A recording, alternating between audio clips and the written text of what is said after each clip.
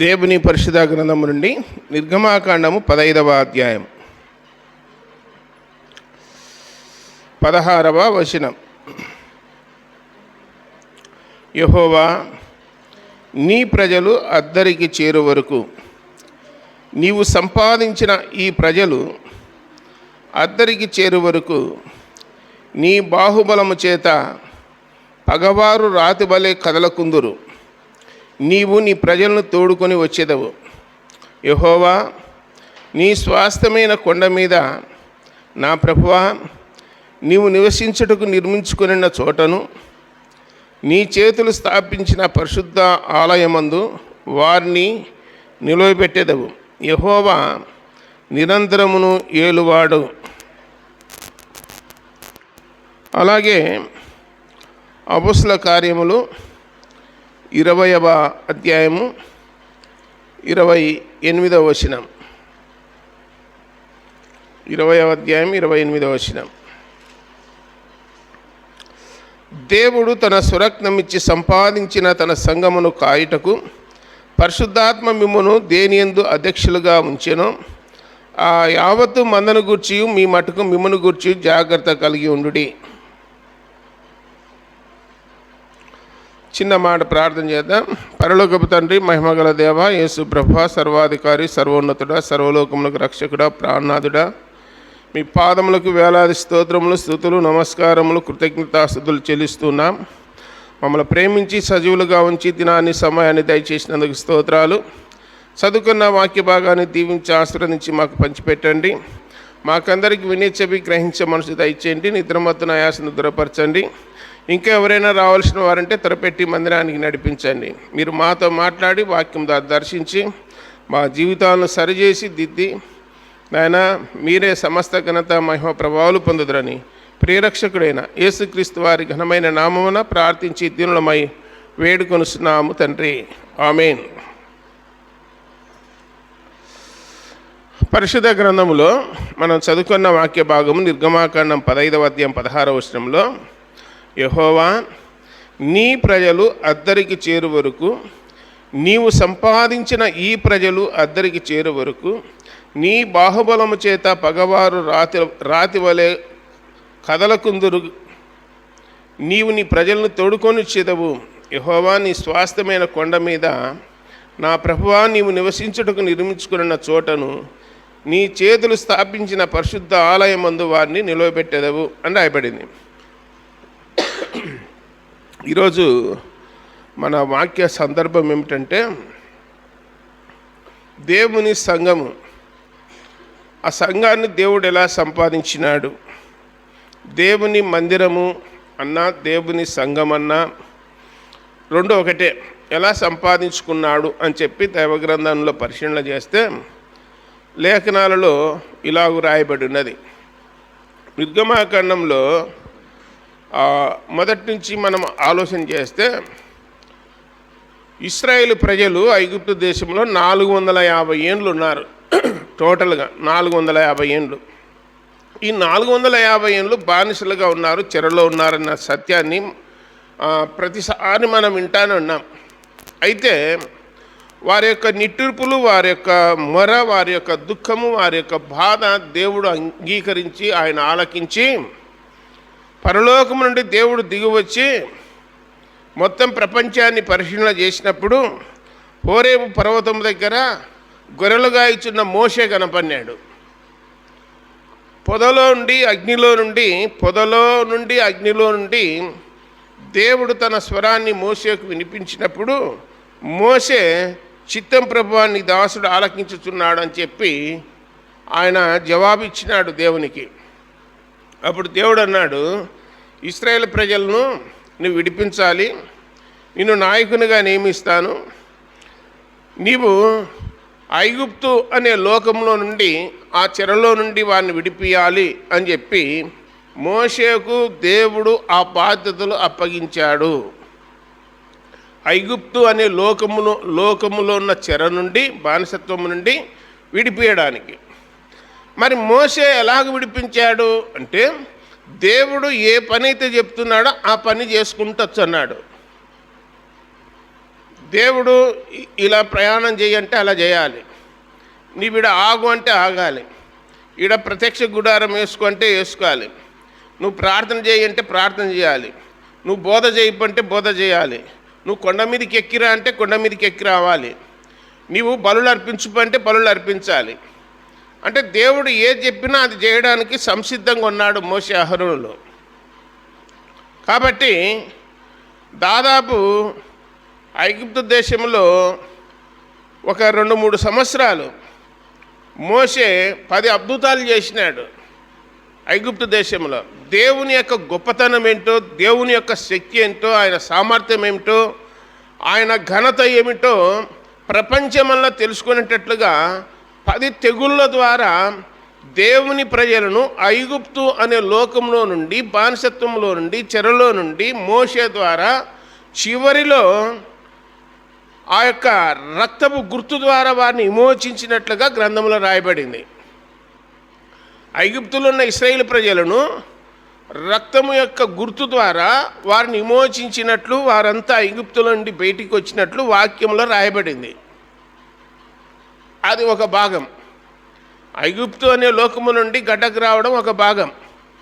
ఈ గడ్డకు వచ్చిన తర్వాత, వెలుపలికి వచ్చిన తర్వాత వారికి మొట్టమొదట ఎదురైంది ఏమిటంటే ఎర్ర సముద్రం.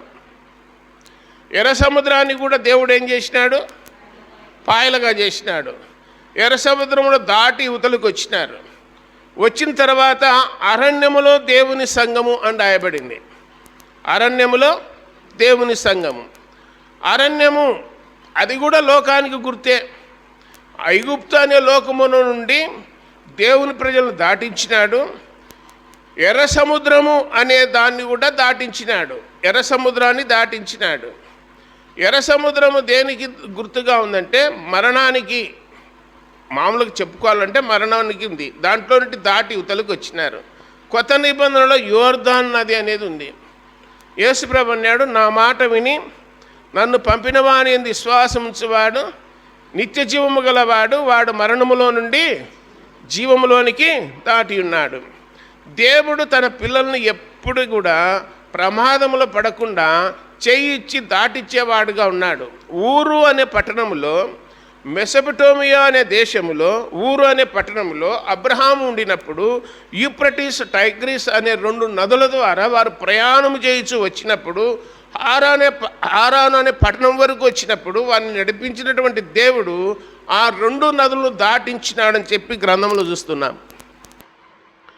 యోర్దాన్ దాటించినాడు, ఎర్ర సముద్రాన్ని దాటించినాడు, యూఫ్రటీస్, టైగ్రీస్ అనే నదులను కూడా దాటించినాడు. ఇద్దరిని అంటే ఈ లోకంలో, అద్దరిని అంటే పరలోకంలో. ఇద్దరుండి అద్దరికి నడిపించేవాడు ఎవరంటే దేవుడే. ఐగుప్తులో ఉన్న ప్రజలను గొర్రెపిల్ల రక్తం ద్వారా వారిని విమోచించినట్లు, వారంతా బ్రతికినట్లు, వారంతా దాటి వచ్చినట్లు గ్రంథంలో చాలా స్పష్టంగా రాయబడింది. అందుని గురించి వాక్యంలో ఏం రాయబడిందంటే, నేను సంపాదించిన నా ప్రజలు అన్నాడు. నిర్గమాకాండము 15వ అధ్యాయము 19, నిర్గమాకాండము 15వ అధ్యాయంలో చూసినాం కదా, నేను సంపాదించిన నా ప్రజలు అని చెప్పి 16వ వచనంలో రాయబడినది. కాబట్టి వాటికి ఒక స్టెప్. ఇదే వాక్యాన్ని కొత్త నిబంధనలో పోల్చుకుంటే మన ప్రభు అయిన యేసుక్రీస్తు సుమారు 2025 సంవత్సరాల కిందట పరలోకమునున్న దేవుడు భూలోకానికి వచ్చినాడు.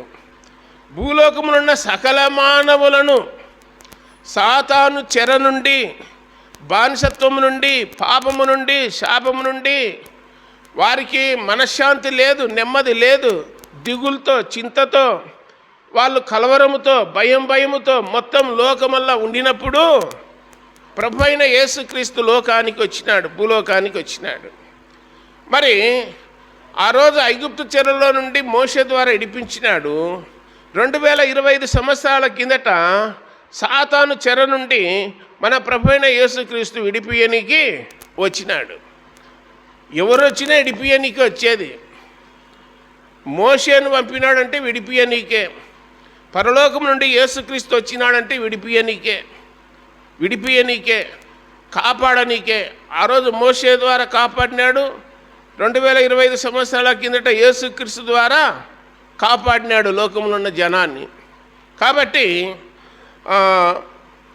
మోషే 40 సంవత్సరాలు అరణ్యములో దేవుని సంఘాన్ని అంటే దేవుని ప్రజలను నడిపించినాడు. మన ప్రభు అయిన యేసుక్రీస్తు లోకములో ఉన్న సకల మానవులను విడిపించడానికి ఆ చెర నుండి, బానిసత్వం నుండి, సాతాను కబంధ హస్తాల నుండి, వాని యొక్క ఉలలో నుండి, వాని యొక్క గాలము నుండి, బోనులో నుండి మరి యేసు ప్రభు విడిపించడానికి కేవలం 3.5 సంవత్సరాలు దేవుని రాజ్య సువార్తను ప్రకటించినాడు. 3.5 సంవత్సరాలు అంటే 42 నెలలు. 42 నెలలు దేవుని రాజ్య సువార్తను ప్రకటించినాడు. ఆ రోజు గొర్రెపిల్ల రక్తం ద్వారా వారు విమోచింపబడినారు, ఐగుప్తులో ఉన్నవారు. మరి 2025 సంవత్సరాల కిందట మన ప్రభు అయిన యేసుక్రీస్తుని గురించి దేవుని వాక్యం ఏం చెప్తుందంటే, యోహాను సువార్త 1వ అధ్యాయం 29వ వచనము, అలాగే 35వ వచనము, బాప్తిసమిచ్చి యోహాను యేసు ప్రభుకెళ్ళి చూపించి మరునాడు నడుచుతున్న యేసు వైపు చూచి, ఇదిగో లోకపాపములు మోసుకొని పోవు దేవుని గొర్రెపిల్ల, ఆయన ఎచ్చవలసి ఉన్నది, నేను తగ్గవలసి ఉన్నది, ఆయన చెప్పుల వారిని ఇప్పుటకు నేను యోగ్యుడను కాను, నాకంటే శక్తిమంతుడు ఆయన, నేను ఎవరిని గురించి సాక్ష్యం ఇవ్వడానికి వచ్చినానో, ఎవరి యొక్క మార్గం అయితే సరళం చేయడానికి వచ్చినానో ఆయన ఈయనే. ఈయన ఎందు విశ్వాసం ఉంచండి. నేను మీకు నీళ్ళలో బాప్తిసం ఇస్తున్నాను, ఆయన మీకు పరిశుద్ధాత్మలోను అగ్నిలోను మీకు బాప్తిసం ఇస్తాడని చెప్పి యేసు ప్రభుని గురించి సాక్ష్యం చెప్పినాడు. ఆ రోజు ఐగుప్తులో ఉన్నవారు గొర్రెపిల్ల రక్తం ద్వారా విడిపించబడినారు. 2025 సంవత్సరాల కిందట దేవుని గొర్రెపిల్ల అయినటువంటి యేసుక్రీస్తు రక్తము ద్వారా మనల్ని ఏం చేసినాడు? విడిపించినాడు. శిలువలో ప్రాణం పెట్టడం ద్వారా, శిలువలో రక్తము కార్చడం ద్వారా విడిపించినాడు. ఆ విడిపించిన ప్రజలను మన ప్రభువైన యేసుక్రీస్తు శిలువలో ప్రాణం పెట్టి, రక్తం కార్చి, చనిపోయి, ఆయన మరణించి సమాధి చేయబడి 3వ దినమున తిరిగి లేచి భూమి మీద 40 రోజులు ఉన్నాడు. 40 రోజులు 11 సార్లు ప్రత్యక్షమైనాడు. చివరిలో ఒకేసారి 500 మందికి ఒకేసారి కనపడినాడు అని గ్రంథములో లేఖనాల్లో రాయబడింది. సరే, ఆ రోజు అరణ్యములో ఉన్నటువంటి సంఘాన్ని మోషే ఎన్ని సంవత్సరాలు నడిపించినాడు? 40 ఏళ్ళు. తర్వాత ఆయన లోకం విడిచిపోయినాడు, దేవుని దగ్గరికి పోయినాడు. తర్వాత ఆ బాధ్యతలు ఎవరు తీసుకున్నారు? యెహోషువ తీసుకున్నాడు. మన ప్రభువైన యేసుక్రీస్తు పరలోకానికి పోయినాక ఈ సంఘాన్ని నడిపించే బాధ్యత ఎవరు తీసుకున్నారు? పరిశుద్ధ గ్రంథంలో అపొస్తలుల కార్యాలలో మొదటి 12 అధ్యాయాలలో పేతురు, యోహాను, యాకోబులు మూల స్తంభములు సంఘానికి అని రాయబడింది. వారు అపోస్తలులని రాయబడింది. ఈ బండ మీద నా సంఘమును కట్టుదువు అని పేతురుతో చెప్పినాడు. యేసుప్రభు పరలోకానికి పోయినాక బాధ్యతలు 3కి అప్పగించినాడు. ఎవరికి? పేతురు, యోహాను, యాకోబు. ఈ 3 మూలస్తంభాలు ఆది సంఘకాలంలో. ఈ బాధ్యత అప్పగిస్తే ఈ బాధ్యత వాళ్ళు నిర్వర్తించినారు. యేసుప్రభు పరలోకానికి పోయినాక వీళ్ళు యెరూషలేములో ఉన్న సంఘాన్ని ఏం చేసినారు? వీళ్ళు నడిపించినారు. వీళ్ళ తదనంతరము దాని బాధ్యతలు అన్నీ తీసుకునేది ఎవరంటే పౌలు. బాధ్యతలు తీసుకునేది ఎవరు? పౌలు. సంఘము ఎవరి ద్వారా విస్తరించింది? ఆయా పట్టణాలలో, ఆయా గ్రామాలలో, బూదిగంతముల వరకు సువార్త వ్యాపకం చేసింది ఎవరంటే దైవజనుడు పౌలు. పరిశుద్ధ గ్రంథంలో 14 పత్రికలు రాసినాడు.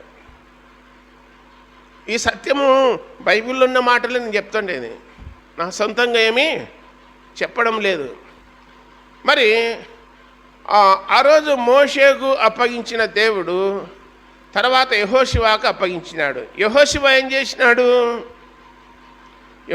చేసినాడు? దాదాపు ఒక 20 సంవత్సరాలు యుద్ధాలు చేసినాడు, రాజ్యాలు జయించినాడు. ఆ రాజ్యాలన్నిటినీ ఇశ్రాయేలు ప్రజలకు పంచిపెట్టినాడు, స్వాస్థ్యముగా పంచిపెట్టినాడు. ఎవరు? యెహోషువ. పంచిపెట్టిన తర్వాత ఆ బాధ్యతలు ఇంకెవ్వరు లేరు. న్యాయాధిపతులు వచ్చినారు. వారు వచ్చిన తర్వాత రాజులు వచ్చినారు. వారు వచ్చిన తర్వాత రాజుల తర్వాత యేసుప్రభు వచ్చినాడు. ఇంకా రాజులు అయిపోయినాక ఎవరు వచ్చినారు? యేసుప్రభు వచ్చినాడు. ఇప్పుడు గ్రంథాన్ని పరిశీలన చేస్తే దేవుడు స్వరక్తం ఇచ్చి సంపాదించిన సంఘమును కాయుటకు అపోస్తులలో ఉన్నటువంటి పేరెన్నికైనటువంటి వారిని నియమించినట్లు వాక్యంలో రాయబడి ఉన్నది. 28లో దేవుడు తన స్వరక్తం ఇచ్చి సంపాదించిన తన సంఘమును కాయుటకు పరిశుద్ధాత్మ మిమ్మును దేని యందు అధ్యక్షులుగా ఉంచెను, ఆ యావత్తు మందను గూర్చి మీ మటుకు మిమ్మును గూర్చి జాగ్రత్తగా ఉండుడి అని చెప్పి తెలియజేస్తా ఉన్నాడు. కంపారిజన్ మీకు అర్థమవుతుందో లేదో నేనేం చెప్తున్నంటే, యెహోషువ ద్వారా యుద్ధములు చేసి రాజ్యాలను జయించి 12 గోత్రాల వారికి వారి రాజ్యాలను పంచి ఇచ్చి ఆయన లోకం విడిచిపోయినాడు. 110 సంవత్సరాలు బ్రతికి యెహోషువ. తర్వాత న్యాయాధిపతులు మొదటి 2 అధ్యాయాలలో ఇంకా కొందరికి కొదవలుంటే వారు యుద్ధాలు చేసి తమ స్వాస్థ్యాలు సంపాదించుకున్నారని చెప్పి రాయబడింది. తర్వాత న్యాయాధిపతులు అంటే రక్షకులు అని, ఒక్కొక్క రక్షకుని పుట్టిస్తూ వచ్చే ఒక్కొక్కళ్ళు 20 ఏళ్ళు 40 ఏళ్ళు 80 ఏళ్ళు వాళ్ళను పాలన చేసి మొత్తం న్యాయాధిపతులు ఏళ్ళ కాలము 400 ఏళ్ళు. వీళ్ళు ఇశ్రాయేల్ ప్రజలకు సహాయం చేస్తూ న్యాయం తీర్చు న్యాయాధిపతులుగా ఉన్నారని చెప్పి గ్రంథంలో రాయబడింది. వీళ్ళంతా ఎవరంటే అరణ్యములో ఉన్న దేవుని సంఘము ద్వారా యెహోషువ ద్వారా వచ్చిన వాళ్ళు. సరే, పరిశుద్ధ గ్రంథంలో గొర్రెపిల్ల రక్తం ద్వారా ఆ రోజు వాళ్ళు వచ్చినారు, ఈరోజు గొర్రెపిల్ల రక్తం ద్వారా మనం వచ్చినాము. వాళ్ళు పోయి పరదేశంలో ఉన్నారు, మనం పోయి ఎక్కడ ఉండాలి? మనం కూడా పరదేశంలోనే ఉండాలి. వాళ్ళు అక్కడ నుండి ప్రయాణం చేసుకుంటా వాళ్ళు పరదేశకు పోయినారు, మనం ఇక్కడ నుండి ప్రయాణం చేసుకుంటా మనం కూడా ఎక్కడికి పోవాలా? పరదేశకే పోవాలి. ఇద్దరిని ఇక్కడి నుంచి పోయిన వాళ్ళను అక్కడి నుంచి వచ్చిన వాళ్ళను ఇద్దరిని, అందుకే అన్నాడు యేసుక్రీస్తు మధ్యవర్తి అన్నాడు. పాత నిబంధనకు కొత్త నిబంధనకు మధ్యవర్తి ఎవరు? యేసుక్రీస్తు. 2 నిబంధనలు కలిపేవాడెవరు? యేసుక్రీస్తు. పరలోకం చేర్చేది ఎవరు? యేసుక్రీస్తు. పరలోకానికి మార్గం ఎవరు? యేసుక్రీస్తు. సత్యవంతుడు, దేవుడు సత్యవంతుడు అనే మాటకు ముద్ర వేసి రాయబడింది. వాక్యమే సత్యము, యేసుక్రీస్తే సత్యము అని రాయబడింది వాక్యంలో. భూ ప్రపంచంలో సత్యవంతుడు ఎవరంటే దేవుడు ఒక్కడే. సద్బోధకుడు ఎవరంటే దేవుడు ఒక్కడే. పాపాలు క్షమించేది ఎవరంటే దేవుడు ఒకడే. మరణాన్ని జయించేది ఎవరంటే దేవుడు ఒకడే. కాబట్టి ఈ లేఖనాలన్నీ యేసు ప్రభు దేవుడు, ఆయన రక్షకుడు, పాపాలు క్షమిస్తాడు, ఆయన సత్యవంతుడు, ఆయన నీతిమంతుడు, ఆయన పరిశుద్ధుడు, ఆయన పరలోకానికి మార్గము, ఆయన ద్వారా తప్ప ఏ మనుషుడు పరలోకం చేరడానికి వీలు లేదు. పరలోకానికి నేనే ద్వారము, నేనే తలుపు అన్నాడు. నా ద్వారానే మీరు చేరాలని చెప్పినాడు. చాలా స్పష్టంగా తేటగా తెలియజేసినాడు. కాబట్టి దేవుని గ్రంథాన్ని పరిశీలన చేసే నిర్గమాకాండము 15వ అధ్యాయంలో మనం చదువుకున్న వాక్య భాగము, నీవు సంపాదించిన ఈ ప్రజలు అద్దరి చేరు వరకు నీ బాహుబలము చేత పగవారు రాతి వలె కదలకుందురు అని చెప్పి తెలియజేసినాడు. ఇప్పుడు అరణ్యములో ఉన్నప్పుడు ఏమేమి చేసినారు వాళ్ళు? ఇశ్రాయేల్ ప్రజలు ఎర్ర సముద్రం దాటినాక అరణ్యంలోకి వచ్చినారు. అరణ్యంలోకి వచ్చినాక ఏమేమి చేసినారు వాళ్ళు? 15వ అధ్యాయం ముగింపులో మారా నీళ్ళు ఎట్లున్నాయి? చేదుగా ఉన్నాయి. ఇప్పుడు మోషే మీద సరిగినారా లేదా? నీళ్ళు కావాలా? ఈ నీళ్ళు చేదుగా ఉన్నాయి, మేము తాగలేకుండా ఉన్నాం, మాకు ఇక్కడ దానిమ్మలు లేవు, ద్రాక్షలు లేవు, గింజలు లేవు, దోసకాయలు లేవు, పలావు లేదు, బిర్యానీ లేదు, మాంసం లేదు అన్నీ అడుగుతున్నారా లేదా? అరణ్యములు అడుగుతున్నారు. అరణ్యములో ఉన్న దేవుని సంఘం 40 ఏళ్ళు వాళ్ళు ప్రయాణం చేసింది. మరి ఈరోజు యేసు ప్రభు స్వరక్తం ఇచ్చి సంపాదించిన సంఘము ఈ లోకములు ఉండబట్టి 2025 సంవత్సరాలు అయింది. ఆ రోజు 40 ఏళ్ళు ఉన్నది, ఈరోజు 2025 సంవత్సరాలు అయింది దేవుని సంఘం భూమి మీద ఉండబట్టి. అరణ్యములో ఉన్న సంఘములో ఉన్న ప్రజలు ఏం చేసినారు? ఈరోజు యేసు ప్రభు స్వరక్తం ఇచ్చి సంపాదించిన సంఘములో ఉన్న ప్రజలు కూడా అదే చేస్తున్నారు. వాళ్ళకు మనకు ఏమి తేడా ఏం లేదు. ఆ రోజు వాళ్ళు సనిగినారు, గొనిగినారు, వాళ్ళు తిరుగుబాటు చేసినారు. ఈరోజు కూడా సనిగెట్టోళ్ళు ఉన్నారు, గొనిగెట్టోళ్ళు ఉన్నారు, తిరుగుబాటు చేసేవాళ్ళు ఉన్నారు. దేవుడు మాకేం చేసినాడన్నా అనే వాళ్ళు కూడా ఉన్నారు. దేవుడు ఏం చేయాలి? బైబిల్ ఏం చెప్తుందంటే, మనము భూమి మీద ఉన్నామంటే దేవుని కృప, దేవుని దయ, దేవుని ప్రేమ ద్వారా మనం బ్రతుకుచున్నాం. నరులారా తిరిగి రండంటే ఎవడు ఏం చేయనీకి లేదు. ఆయన మరణానికి అప్పగిచ్చే మనమేమీ చేయలేము. బైబిల్లో మత్తయి సువార్త 24వ అధ్యాయంలో యేసుప్రభు రాకడ గురించి శిష్యులు అడిగినప్పుడు ఆయన అన్నాడు, రాజ్యం మీదికి రాజ్యం వచ్చాది, జనం మీదికి జనం వచ్చాది, తెగుళ్ళు వచ్చాయి, భూకంపాలు వచ్చాయి, కరువులు వచ్చాయి, ఆకలి కేకలు ఉంటాయి, ఒక ఇంట్లోనే పొందుకోరు, విరోధులవుతారు, తర్వాత యుద్ధ సమాచారాలు వింటారు, ఇవన్నీ వింటారన్నాడు. మరి ప్రస్తుతం ఎట్లుందో తెలుసా మన పరిస్థితి? తెలుసా తెలియదా? టీవీలో న్యూస్ వింటున్నారా లేదా? రాబోయే దినాల్లో రగులుకుంటుంది అంతే. ఢిల్లీలో, పంజాబ్లో రెడ్ అలర్ట్ ప్రకటించినారు. ప్రజలు ఎవరే కానీ బయట తిరగకూడదు అని. తెలుసా మీకు? పాకిస్తాన్తో భారతదేశానికి యుద్ధం జరుగుతూ ఉంది నిన్న ఉదయం నుంచి. ఎప్పుడు ఏమి చేస్తారో, ఎప్పుడు అటాక్ చేస్తారో అని చెప్పి భయంతో ఉన్నారు. ప్రపంచంలో ఉన్న దేశాలు 2 గ్రూపులు అయినాయి ఇప్పుడు. తెలుసా మీకు? యుద్ధ సమాచారాలు వింటారంటే ఎప్పుడో యుక్రెయిన్కు, రష్యాకు యుద్ధం జరుగుతుంది, ఇజ్రాయెల్ దేశానికి, పాలస్తీన్కు యుద్ధం జరుగుతుంది. మరి ఇవి వింటా వచ్చినాము. కానీ ఇప్పుడు ఇండియాకు, పాకిస్తాన్కి ఏం జరుగుతుంది? యుద్ధం జరుగుతుంది. 1971లో యుద్ధం జరిగింది. పాకిస్తాన్ ఎక్కడి నుండి ఏర్పడిందంటే ఇండియాలోదే భాగం అది. బంగ్లాదేశ్ ఎక్కడి నుంచి వచ్చింది, భూటాన్ ఎక్కడి నుంచి వచ్చింది, బర్మా ఎక్కడి వచ్చింది. ఒకప్పుడు మొత్తం అన్ని దేశాలు కలిపి భారతదేశమే. ఎవరి భాషను బట్టి వాళ్ళు ఏం చేసినారంటే మాకు సపరేట్ దేశం కావాలని వెళ్ళిపోయినారు. ఆ బ్రిటిష్ వాళ్ళ కాలంలో వాళ్ళు విడగొట్టి వెళ్ళిపోయినారు, మా దేశం మాకు కావాలని. ఏ భాష మాట్లాడే వాళ్ళు ఆ దేశానికి పోవాలని. కాబట్టి ఈరోజు దాన్ని ఏమంటారంటే పాకిస్తాన్ మనకు దాయాది దేశం అంటారు. లోకంలో అందరూ అనే మాట అదే. మొత్తం మీద వీళ్ళకి ఇప్పుడు ఏం పడుతుంది? యుద్ధం పడింది. మనం వచ్చి మందిరంలో కూర్చొని ఏం పర్వాలేదు ప్రభా, బాగానే ఉన్నాం మేము అని మనం ఆలోచన చేస్తున్నాం. ఆ ఢిల్లీలో ఉన్నోళ్ళు, పంజాబ్లో ఉన్నోళ్ళు ప్రాణాలు అరచేతుల్లో పెట్టుకొని ఎవడు బయటికి రాకుండా బిక్కుమని ఉన్నారు. ఎప్పుడు ఏ క్షిపణి పడుతుందో, ఏ రాకెట్ పడుతుందో, ఏది దాడి చేస్తుందో, ఎప్పుడు ఏది ధ్వంసమైపోతుందో, ఎప్పుడు అటాక్ చేస్తారో అనేటువంటి క్షణము భయంకరంగా బతుకుతున్నారు అక్కడ. ఇంకా అక్కడ బయటికి ఎవడు రాకూడదు అన్నప్పుడు మందిరానికి పోరు, చర్చి లేదు, బైబిల్ లేదు, ఏం లేదు, ఇండ్లలో ఉండాలంతే. నిన్నటి దినము క్రికెట్ జరిగేది ఐపీఎల్లో. ఫస్ట్ మ్యాచ్ అయితేనే 2వ మ్యాచ్ ఆఫ్ చేసినారు. ఎందుకు ఆఫ్ చేసినారంటే వాళ్ళు పసిగట్టి రాకెట్ గికెట్ పంపితే సత్సారి స్టేడియంలో ఉండేళ్ళని సాంకేతిక కారణాల వలన బంద్ చేసినాం, రద్దు చేసినామన్నారు. వర్షం లేదు, ఏం లేదు. కాబట్టి వాళ్ళు ఇంటెలిజెన్స్ రిపోర్ట్ అనేది అప్పటికప్పుడు వాళ్ళకి తెలియజేస్తూ ఉంది, ఇట్లా రావచ్చు, ఇట్లా జరగవచ్చు అని చెప్పి ముందుగానే తెలియజేస్తూ ఉన్నారు. ఇదంతా ఎందుకు వస్తుందంటే యేసుప్రభు రాకడ ఎట్లుంది? సమీపంలో ఉంది కాబట్టి ఇవన్నీ జరగవలసి ఉన్నదని చెప్పి గ్రంథంలో రాయించినాడు. అంతం వెంటనే రాదు. ఇవన్నీ జరిగినాకనే యేసుప్రభు మేఘారుడై వచ్చాడు అని చెప్పి గ్రంథంలో రాయబడింది. కాబట్టి అరణ్యంలో ఉన్న వాళ్ళు ఒకసారి కాదు, 2 సార్లు కాదు, 10 మార్లు తిరుగుబాటు చేసినారు. ఎన్నో మార్లు తిరుగుబాటు చేసినారు.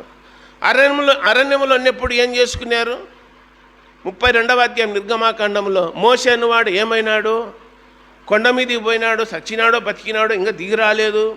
మాకు ఒక దేవత కావాలా, ఒక దేవుడు కావాలా, మమ్మల్ని నడిపించడానికి నువ్వు తయారు చేసి ఇచ్చావా, లేకపోతే నిన్ను చంపాలా అని చెప్పి అహరోను దగ్గరికి పోయినారు. ఎవరు పోయినారంటే బాధ్యత కలిగినటువంటి నాయకులైనటువంటి పెద్దలందరూ పోయినారు. స్వామి నన్నేం చేయకర్రి, నేను నిమిత్త మాత్రుడని అహరోను, మీ దగ్గర బంగారం ఉంటే తీసుకురారన్నాడు. వారు చెవులకు ముక్కులకున్న పోగులు అవి ఇవి తీసుకొచ్చి దుప్పటి బట్టి పరిచే సుమారుగా 5-6 కేజీలు బంగారం అయింది. దాంతో ఒక దూడను తయారు చేసినాడు. ఎవరు చేసింది? అహరోను. ఇంకా వాళ్ళకి సంబరమే సంబరం. ఇదేరా మనకు దేవుడు. ఎర్ర సముద్రాన్ని పాయలుగా చేసింది ఈ దూడే. అరణ్యములో నడిపించింది దూడే, హోరేబు పర్వతం దగ్గర నీళ్ళు ఇచ్చింది దూడే, రాత్రి అగ్నిస్తంభంగా పగులు మేఘస్తంభంగా ఉండేది కూడా దూడే అని చెప్పి గంతులేస్తూ ఆట ఆడుతూ పాట పాడుతుంటే దేవుడు చూసి అబ్బా ప్రజలు చెడిపోయారు కదరా నాయన, ఐగుప్తులో ఉన్న వాళ్ళని ఇడిపించి ఎర్ర సముద్రం దాటించి పగులు మేఘస్తంభం కొన్నా రాత్రి అగ్నిస్తంభం కొన్నా ఇలా దాటించుకొని వచ్చే లాస్ట్కి చెడిపోయారే, మళ్ళా దూడం తయారు చేసుకున్నారని చెప్పి బాధపడినాడు దేవుడు. ఆ రోజు దూడం తయారు చేసుకునే అరణ్యములో ఉన్న దేవుని సంఘములో ఉన్న ప్రజలు ఈరోజు లోకమనే అరణ్యములో ఉన్నటువంటి యేసుక్రీస్తు రక్తం ద్వారా కడగబడిన ప్రజలు కూడా దూడ కంటే చండాలమైనవి తయారు చేసుకున్నారు. నిర్గమాకాండం 20వ అధ్యాయము 3-4 వచనాలలో 2-3-4 వచనాలలో చాలా స్పష్టంగా చెప్తున్నాడు. చిన్న సండే స్కూల్ పిల్లలకు కూడా తెలుసు. దేవునికి ఏ రూపము చేయకూడదని చెప్పి మేము పుట్టిన కాడ నుండి చెప్తానన్నారు. పైగా గోడల మీద కూడా రాసి పెట్టినారు 10 కమాండ్మెంట్స్ అని చెప్పి. ఇంగ్లీష్లో ఉన్నాయి, తెలుగులో 10 ఆజ్ఞలను ఉన్నాయి.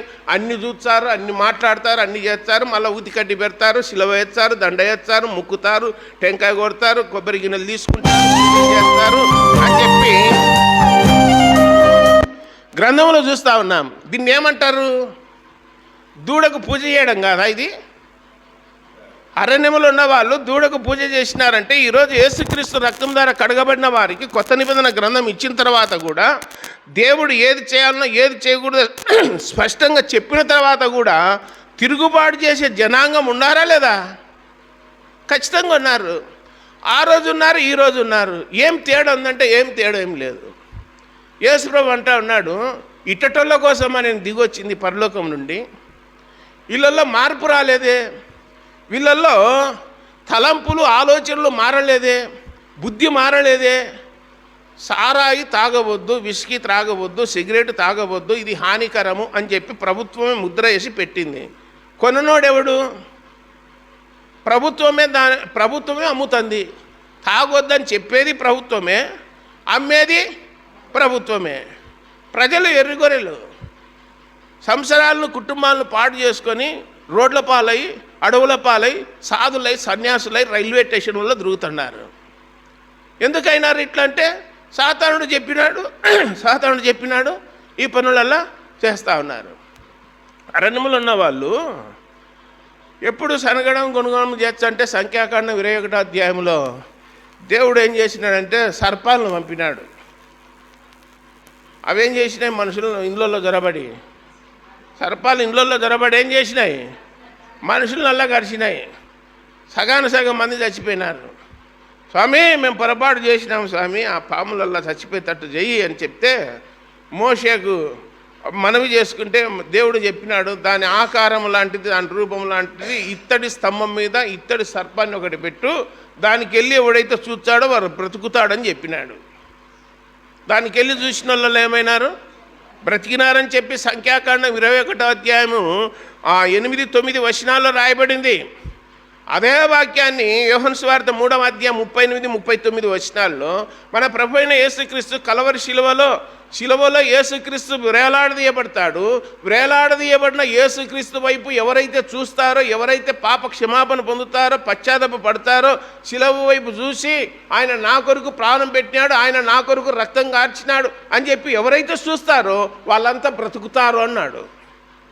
ఆ రోజు సర్పంకెళ్ళి చూసిన వాళ్ళు బ్రతికినారు. ఈరోజు శిలువ వేయబడిన యేసుక్రీస్తు వైపు చూసిన వాళ్ళు బ్రతికినారని చెప్పినాడు. కాబట్టి అరణ్యములో ఉన్న వాళ్ళు ఏం చేసినారంటే మాకు నీళ్ళు లేవన్నారు, మాకు మాంసం లేదన్నారు. మరి యెహోవా బాహు తక్కువైందా మోషే? మీకు ఏది కావాలన్నా నేను రెడీగా ఉండా కదా, నాకు అసాధ్యమైంది ఏదైనా ఉన్నదా అని చెప్పి 1 నెల రోజులు వాళ్ళకు మాంసం పెట్టినాడా లేదా దేవుడు? మరి యేసుప్రభు శరీరధారిగా ఉన్నప్పుడు 2 టిప్పులు పెట్టినాడు. ఒక టిప్పు 5,000 మందికి, ఒక టిప్పు 4,000 మందికి. ఏం పెట్టినాడు? రొట్టెలు చేపలు. తిన్నారా లేదా?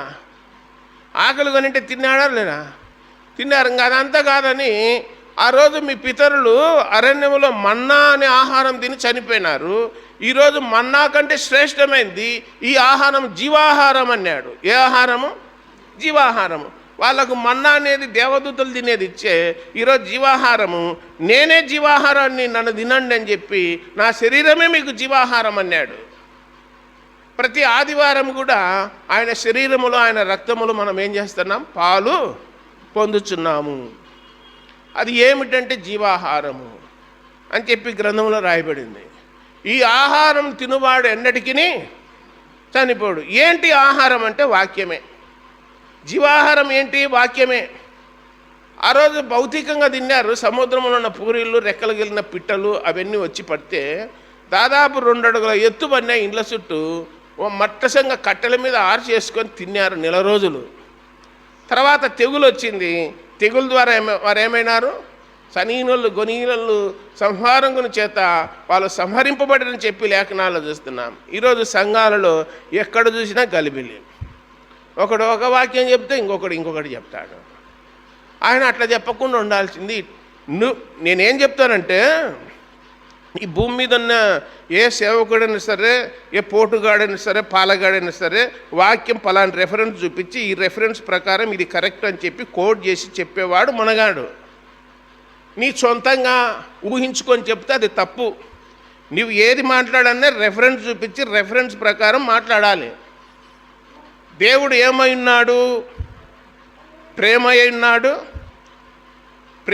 ఉన్నాడు. దేవుడు ఆత్మై ఉన్నాడు. సత్యస్వరూపి, ప్రేమస్వరూపి అని రాయబడింది. జ్యోతిర్మయుడని రాయబడింది. ఆయనకు ఏ ఆకారం లేదని రాయబడింది గ్రంథములో. మరి బైబిల్ యేసు ప్రభు చెప్పినది మనం చెప్పేది కాదు. మత్తయి సువార్త 28వ అధ్యాయం 20వ వచనములో యేసు ప్రభు చెప్పినది, ఆయన నోట చెప్పినది నమ్మకపోతే మనుషులు చెప్పింది నమ్మాలనా? ఏమని చెప్పినాడు? సమస్త జనులను నాకు శిష్యులుగా చేయండి అన్నాడు. శిష్యులుగా చేయమన్నాడు. యేసుప్రభు యేసుప్రభు ఏం చెప్తాడో అది చేయాలి శిష్యుడు. అది గ్రంథంలో రాయబడింది. అంటూ ఆడ ఏమన్నాడంటే, తండ్రి యొక్కయు, కుమారుని యొక్కయు, పరిశుద్ధాత్మ యొక్కయు నామములో బాప్తిసం ఇవ్వండి అన్నాడు. ఒకటే పేరు, తండ్రి, కుమారుడు, పరిశుద్ధాత్మ నామములో ఏమి ఇవ్వాలా? బాప్తిసం ఇవ్వమని. బాప్తిసం యోహన్ చెప్పినాడా? యేసుప్రభు చెప్పినాడా? యేసుప్రభు చెప్పినాడు. తండ్రి యొక్కయు, కుమారుని యొక్కయు, పరిశుద్ధాత్మ యొక్కయు నామంలోనికి బాప్తిసం ఇవ్వండి అని చెప్పి యేసుప్రభు చెప్పినాడు. బైబిల్లో పరిశుద్ధాత్ముడు ఉన్నాడు, కుమారుడు ఉన్నాడు, తండ్రి ఉన్నాడు. 3 ఆధారాలు ఉన్నాయి.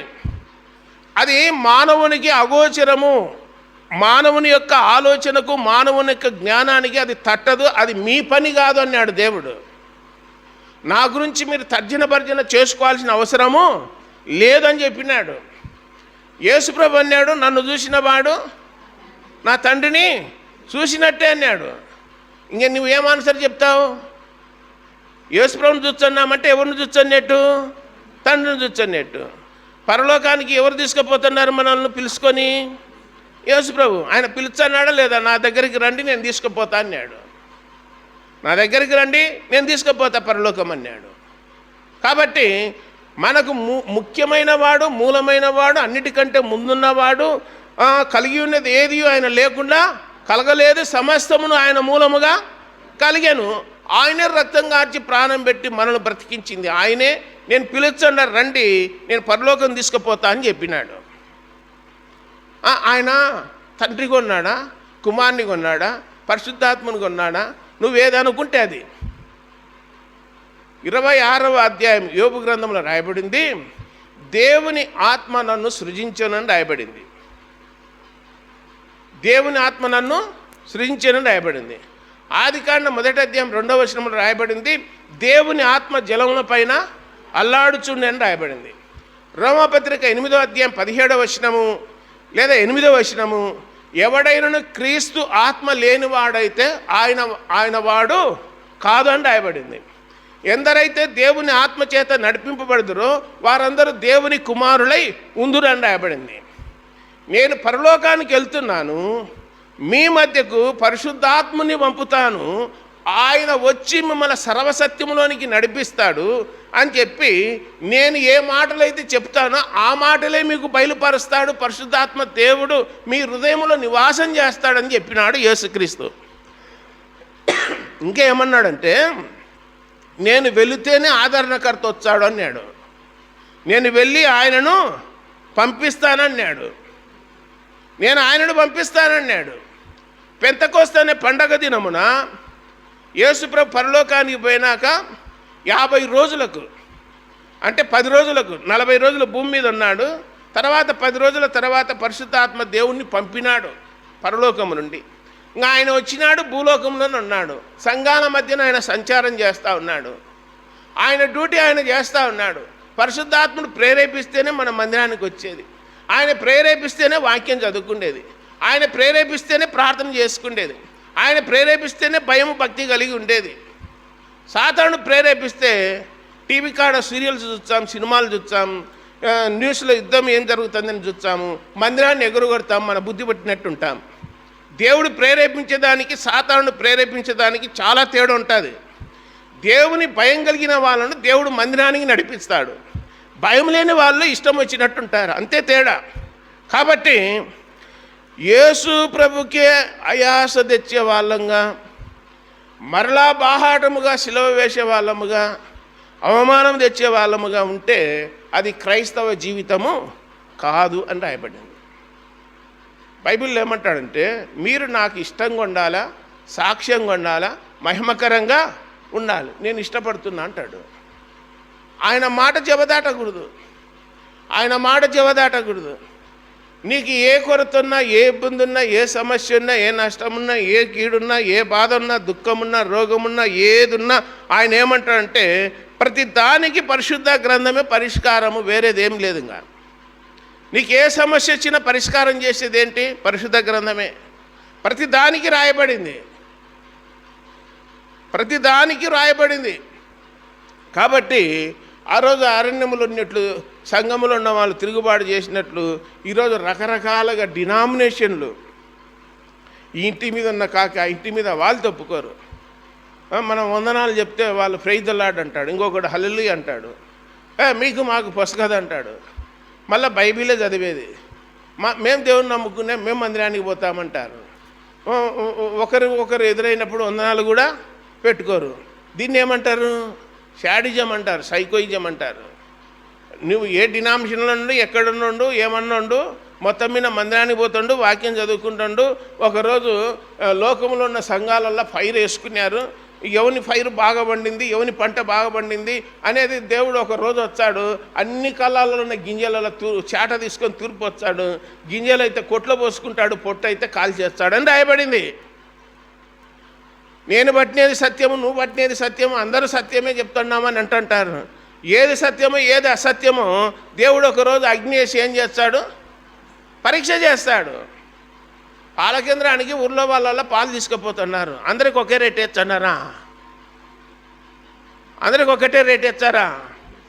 పర్సెంటేజ్ బాగుంటే ఎక్కువ రేట్ వచ్చాది, వాళ్ళు నిర్ణయించిన దానికంటే కూడా ఎక్కువ వచ్చాది పర్సెంటేజ్ ఎక్కువ అంటే. కాబట్టి అట్లనే దేవుడు కూడా ప్రపంచంలో ఎన్ని సంఘాలు ఉన్నాయి, ఎంతమంది మందిరానికి పోయినా ఒకరోజు అగ్ని వేసి ఏం చేస్తాడు? పరీక్ష చేస్తాడు. కొందరు రోడ్లు గోళ్ళు తీసుకుపోయి ముత్తూట్ ఫైనాన్స్లో పెట్టినారు. తెలియక అమాయకంగా పెట్టుకుంటే ఏమవుతుంది? అది కెమికల్స్ వేసి పరీక్ష చేస్తే అది ఇత్తడితో రాగిదని తేలింది. రోడ్లు గోల్డ్కు తేడా లేదా? ఎవరు కనుక్కుంటారు? అది పెళ్ళిళ్ళప్పుడు నడుముకు వడ్డానం పెట్టినారు, చేతులకు వంకెలు పెట్టినారు, దండలు వేసినారు. ఆ అమ్మాయిని అడిగిన, యాడివి అమ్మాయి ఇవన్నీ అన్నా అంటే, చూడు ఎట్లా అడుగుతావు, బాడకు తెచ్చుకుంటే అంటుంది. బాడగకు తెచ్చుకున్నారంట అవి రెంటుకు. ఎవరు చెప్పినారు నేను రెంటుకు తెచ్చుకోమని? సైతాన్ గాడు చెప్పినాడు. ఉంటే ఒరిజినల్ వేసుకో, లేకపోతే ఊరుకోండు. డూప్లికేట్ ఎందుకు తెచ్చుకున్నావు అంటే ఫోటోలలో బాగా పడాలని, వీడియోలలో ఎస్తరు రానిలాగా ఉండాలని ఇవన్నీ తగిలించుకున్నామంటున్నారు. ఆ దేవుడు ఒకరోజు పరీక్ష చేస్తాడు. పరీక్ష చేస్తే పొట్టు ఏమవుతుంది? బైబిల్లో మొదటి కీర్తనలు అంటాడు, నీతిమంతుల సభలో దుష్టులు నిలవనేరని రాయబడింది. దుష్టులు కానీ పాపులు కానీ నిలవనేరరు అని రాయబడింది. గాలికి చెదరగొట్టు పొట్టువలే ముందు అని రాయబడింది.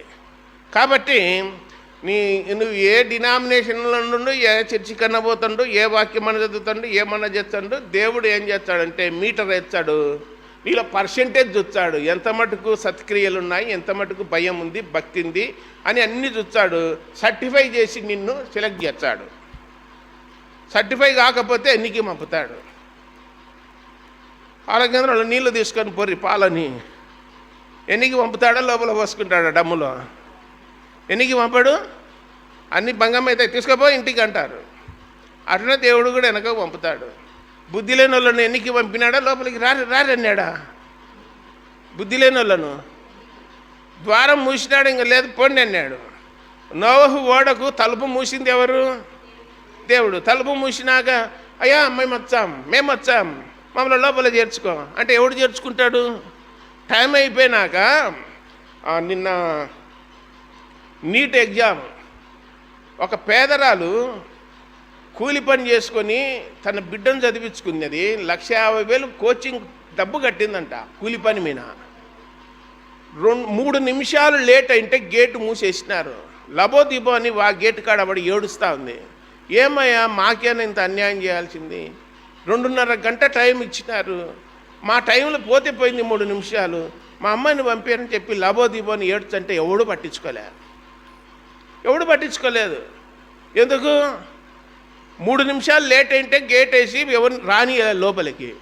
అయ్యో 1,50,000 ఖర్చు పెట్టినానయ్యా మా అమ్మాయికి, ఈ ఎగ్జామ్ రాచే అయిపోతుంది, నా మీద దయ చూపారని అధికారులను గోడు అంత వెళ్ళబుచ్చుతా ఉన్నా కానీ ఎవడు పట్టించుకోలేదు.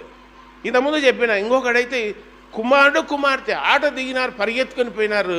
గేటు మూర్చండంగానే ఈ వాకిలికి ఆ వాకిలి మధ్యన నిలబడినాడు. నిలబడి వాళ్ళ కాళ్ళ మీద పడి ముక్కినాడు. అయ్యా నా సంవత్సరమైంది ట్రైనింగ్ తీసుకొని శిక్షణ తీసుకొని కోచింగ్ వీళ్ళని రాయాలని చెప్తే వాళ్ళు దయదలిసి పంపినారు. అక్కడ ఈడ మూసినాక పోయింది కాబట్టి ఎవడు డోరు ఓపెన్ చేయలే. మరి మానవుడే ఇంత కఠినంగా ఉంటే దేవుడు రారి లోపలికి అంటాడా? టైం అయిపోయినాక సువార్త మూయబడింది. 13 రాష్ట్రాల్లో సువార్త మూయబడింది. యుద్ధం వచ్చింది. గుర్తుపెట్టుకోర్రి, సువార్త లేదు, యుద్ధం వచ్చింది. యుద్ధంలో ఏదైనా జరగవచ్చు. కానీ యేసు ప్రభువునందు విశ్వాసం ఇచ్చిన మనం ఏం చేయాలి? యుద్ధంలో ప్రాణ నష్టం జరగకుండా ఏం చేయాలి? ప్రార్థన చేయాలి. ఏ నష్టం జరగకుండా? ప్రాణ నష్టం జరగకుండా. వీలైతే యుద్ధము ఆగిపోవాలి. దానికి ఇంకా శత్రు దేశాలు ఏం చేస్తాయి? ఇప్పుడు అగ్గి మండుతుంటే నీళ్లు చల్లాలన్నా ఇంకా పెట్రోల్ పోయాలన్నా? కొందరు ఎగేసేటోళ్ళు కూడా ఉన్నారు. బలంది యుద్ధము, ఇంకా చెయ్యరు అనేటోళ్ళు. అవతల చనిపోయేది మనుషులే, యువతల చనిపోయేది మనుషులే. వీళ్ళు 10 ఏట్లు పీకితే వాడు ఒక్కేటన్నా పీకడ. కలబన్నాక గాడిద గుర్రం రెండొకటే, ఏముండదు. మానవులకు మృగము లాంటి స్వభావం వస్తుంది ఆ సమయంలో. కాబట్టి ఎవరు ఏమీ చేయలేరు. అంతా నీకెళ్ళి ఉన్నామన్నారు. ఇప్పుడు ఎన్నికి జరుదుకున్నారు, నీకే అన్నారు సపోర్టు. ఇప్పుడు ఎన్నికి పోయినారు. ఇంకా లోపలికి దిగినాక ఎన్నికి పోయినాము, ముందుకు పోయినామని నీకు కుదరదు. ఇంకా దిగినాక నిండా మునిగినాక సలేముంది. అవతలడు గన్నజేరు, యువతలడు గన్నజేరు. అట్లయిపోయింది పరిస్థితి. కాబట్టి నిషేధించిన రాష్ట్రాలలోనే రెడ్ అలర్ట్ పెట్టినారు. మన తెలుగు రాష్ట్రాలకు కూడా ఉంది. శంషాబాద్ ఎయిర్పోర్టు, సికింద్రాబాదు, కూకట్పల్లి, తర్వాత అసెంబ్లీ ఏరియా, తర్వాత వైజాగ్, తర్వాత విజయవాడ బస్టాండు, ఎంజీ బస్టాండు, ఇవన్నీ పెట్టినారు రెడ్ ఏరియాలో. వీటి మీద విమానాశ్రయాల మీద, రైల్వే స్టేషన్ల మీద దాడి జరుగుతుంది. జాగ్రత్తగా ఉండండి, బయటికి రావకండి. ఒకవేళ దాడులు జరిగినా మీరు ఎలా కాపాడుకోవాలని చెప్పి ముందుగానే 2-3 రోజులు శిక్షణ ఇచ్చినారు. మనమేమో హ్యాపీగా ఇంకా ఎవరైనా పనికి పిలిచారా, ఎవరికన్నా ఏ ఆటోని ఎక్కిపోవాలని ఇట్లా ఆలోచన చేస్తున్నాం. కానీ అక్కడ గుండెలు పగిలిపోయి మెదలగా కాకుండా ఉన్నారు గుళ్ళల్లో ముడుక్కొని ప్రజలు. అది అట్లుంది ఆడ పరిస్థితి. ఈడ చూస్తే ఇట్లుంది. కాబట్టి అరణ్యములో ఉన్న వాళ్ళు ఎట్లయితే ప్రవర్తించినారో, ఈరోజు యేసుప్రభు రక్తం ద్వారా కొనగబడిన వారు, కడగబడిన వారు కూడా దేవుని భయం అనేది లేకుండా ఎవరి ఇష్టం చొప్పున వాళ్ళు జీవిస్తూ ఉన్నారు. చెప్పే నాదుడు లేడు, ఈ విధంగా ఉండాలని చెప్పి పద్ధతి కూడా చెప్పేవాడు లేడు. ఇంకా ఏం చెప్తున్నారంటే త్యారి అనే బోధలు చేస్తున్నారు తప్ప, మాకు త్యారి అనే బోధలు చేస్తున్నారు తప్ప, ఈ దేవుని భయం కలిగి ఉండండి, ఇట్లా ఉండండి, నిష్టగా ఉండండి, ఇట్లా వాక్యానుసారంగా ఉండండి, యేసుప్రభు బ్రతికినట్లు బ్రతకర్రి అని చెప్పేవాడు ఒకడు లేడు. కాబట్టి ఇంకా రాబోయే దినాల్లో ఈ 3-4 ఏళ్ళల్లో అన్నీ వచ్చాయి. కాబట్టి ఎవడు నకిలీ ఎవడు ఒరిజినల్ అనేది కూడా తెలిసిపోతుంది. జీరాక్స్కు ఒరిజినల్కు తేడా లేదా మీకు? జీరాక్స్ పేపర్కు ఒరిజినల్ పేపర్కి తేడా లేదా? కనుక్కోలేరు. మంచి నోటుకు దొంగ నోటుకు కనుక్కోలేరు. జీరాక్స్ పేపర్ తీసుకుపోయి అంగట్లో 100 రూపాయలు జీరాక్స్ చేసి కలర్ జీరాక్స్ అంగట్లో తీసుకుంటాడా? కనుక్కోలేడు. అంతే. కాబట్టి ఈ చివరి దినాల్లో ఉన్నాము. ఒరిజినల్గా ఏ బోధ ఉందో, ఆరోగ్యకరమైన బోధ ఏందో, సత్యమైనది ఏందో, వాస్తవమైనది ఏందో, యథార్థమైన దాంట్లో మనం ఉండాలి. దేవుడు చెప్పిన దాంట్లో ఉండాలంతే. దేవుడు చెప్పని దాంట్లో ఉన్నామంటే భంగం అవుతాం. మనుషులు కల్పించిన పద్ధతులన్నీ బోధలు చేస్తున్నారా లేదా? మీరు ఆడ డాబరాల మసీద్ అని ఉంది, సంజీవనగర్ గేట్ యువతల దానికి ఎదురుగా సెయింట్ జోసెఫ్ స్కూల్ ఉంది, రోమన్ క్యాథలిక్ వాళ్ళ చర్చి కూడా ఉంది. రోడ్డు సైడే పెట్టినారు. ఏంటి? మరేమో యేసుప్రభుని ఎత్తుకునేట్టు బొమ్మ పెట్టినారు.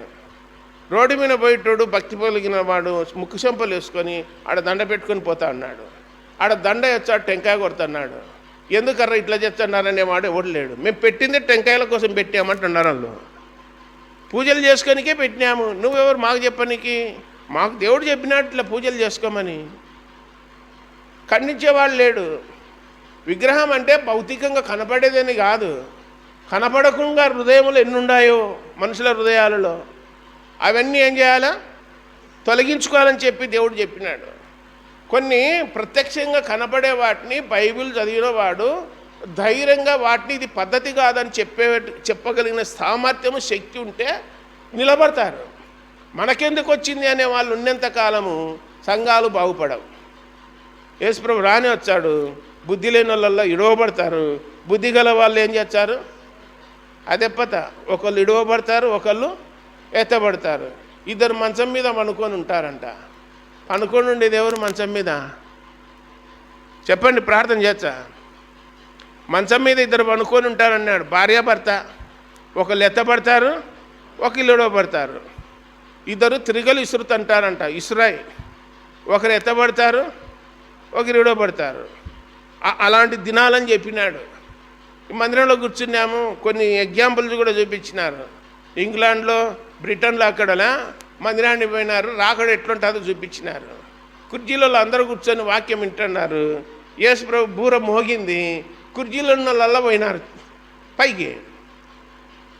ఒక 10 మంది మీద మిగిలినారు. ఎట్లా పోయారు ఎంత వచ్చి ఆడున్నారు? లేరు, పైకి వెళ్ళిపోయినారు. కొందరు డ్రైవర్ దేవుని నమ్ముకొని ఉంటాడు, బస్సులు నడిపే డ్రైవరు. పిలుపు వచ్చింది, బస్సు వదిలిపెట్టి అదెబ్బత. ట్రైన్ నడిపేవాడు, విమానం నడిపేవాడు, పైలట్ కూడా పైకి వెళ్ళిపోతారు. అప్పుడు ఏమవుతాయి? అవన్నీ కింద పడిపోతాయి. ట్రైన్ ఏమవుతుంది? యాక్సిడెంట్లు అవుతాయి. ఈ ప్రాణ నష్టం జరుగుతుంది. ఇప్పుడు జరిగేటువంటివి అవేంగా శ్రమల దినాలు ప్రారంభమైనాయి. యేసుప్రభు వస్తాడు, సంఘం ఏదో ఒక రోజు ఏమవుతుంది? ఎత్తబడుతుంది. కొందరు ఇరవబడతారు, కొందరు ఎత్తబడతారు. లోతు పారే లెక్క నేను శని నాటినన్నా, శని కాటికి పోవాలా? నేను ఆ బీరువాల లాకర్లో పెట్టినాను పలాని బ్యాంకులో, చూసుకొచ్చుకోవాలా వారానికి ఒక రోజు పోయి అంటే కుదరదు. అట్లట్టే కుదరదు. అలాంటి భయంకరమైన దినాలు ఇవి. కాబట్టి ప్రవచించిన వాళ్ళు లోకం విడిచిపోయినారు. చాలామంది చెప్పినారు. ఎడ్వర్డ్ విలేన్ చెప్పినాడు, పగడాల ప్రవీణ్ కుమార్ చెప్పినాడు, ఇంకా చాలామంది చెప్పిపోయినారు. యేసుప్రభు కూడా చెప్పినాడు ఈ వాక్యాలన్నీ. నేను వచ్చే ముందు ఇట్లుంటుంది, జాగ్రత్తగా ఉండండి, ఎవరు మోసపుచ్చకుండా చూసుకోండి అని చెప్పిపోయినాడు ఆయన. ఇప్పుడు అలాంటి దినాల్లో ఉన్నాము. ఇప్పుడు యుద్ధం కూడా జరుగుతూ ఉంది. మనం ఏమీ చేయలేము. మనం ఏం చేయాల్సింది ఏంటంటే ప్రార్థన చేసుకుందాం. కళ్ళు మూసుకొని. పరలోకపు తండ్రి, మహిమగల దేవ, యేసు ప్రభువా, మీ పాదాలకు స్తోత్రాలు నాయన. మమ్మల్ని ప్రేమించి పరలోకాన్ని, సింహాసనాన్ని మహా తేజస్సును వెలుగును విడిచిపెట్టి కేవలం మానవుల కొరకు మానవుడుగా అరుదించినందుకు మీకు స్తోత్రాలు చెల్లిస్తూ ఉన్నాం. అలనాడు 450 ఏండ్లు ఐగుప్తు దేశంలో ఇశ్రాయేలు ప్రజలను విడిపించారు బానిసత్వం నుండి. ఈనాడు మా రక్షకుడైన యేసుక్రీస్తు ద్వారా నాయన సాతాను యొక్క పాపపు చెర నుండి శాపము నుండి మమ్మల్ని విడిపించారు. మీకు స్తోత్రాలు. మీ ద్వారా విడిపింపబడిన మేము మీ అడుగుజాలను నడవడానికి కృప చూపండి, దయ చూపండి. దేవా స్తోత్రములు, పరిశుద్ధుడా స్తోత్రాలు నాయన. ఇవి అంత్యదినాలు గనక ఎవరు విశ్వాసులు కాదో కనుక్కోలేని దినాలు నాయన. కనుక సమస్తము మీకు తేటగా కనపడుతున్నది. మీ కంటికి మరుగైనది ఏది లేదు. కనుక మా హృదయాన్ని, మా ఆంతర్యాన్ని, మా భక్తిని, మా జీవితాన్ని సమస్తము చూస్తున్నారు. దేవా మీకు స్తోత్రాలు.